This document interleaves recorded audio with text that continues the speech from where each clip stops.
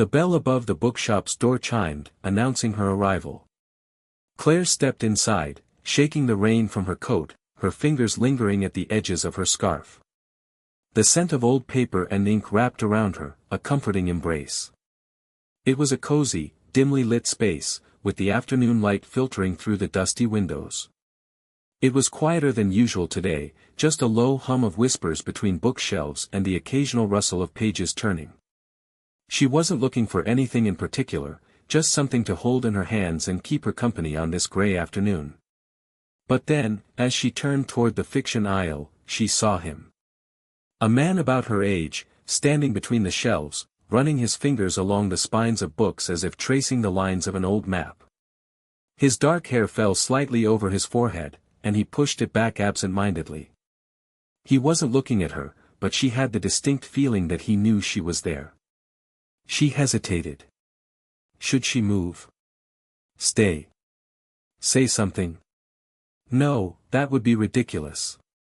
He was just another person in a bookshop, another quiet soul seeking refuge in stories. She couldn't help but wonder about him. What book was he looking for? Something deep? Mysterious? Or maybe he's one of those who reads the last page first, just to see how things end. The thought made her smile. On the other side of the bookshelf, Daniel felt her presence. He wasn't sure why he had suddenly become hyper-aware of someone else in the shop, but he could sense her, hovering, watching, just as he was pretending not to do the same.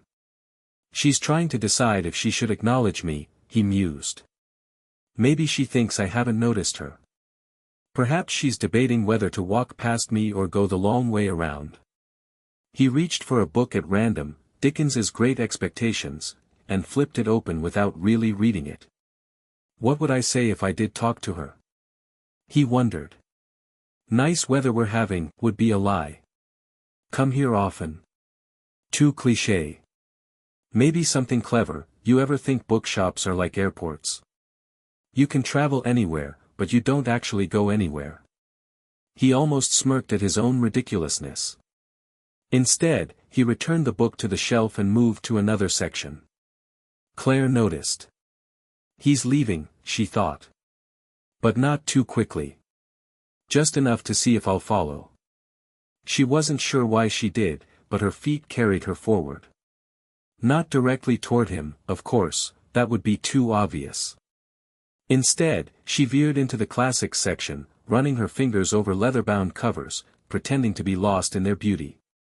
Daniel let his gaze flicker toward her again, subtly taking her in.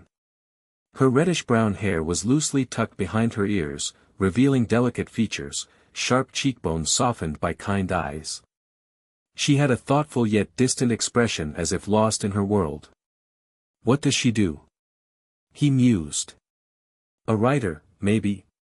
A teacher? No, not a teacher. She has that look of someone who lives.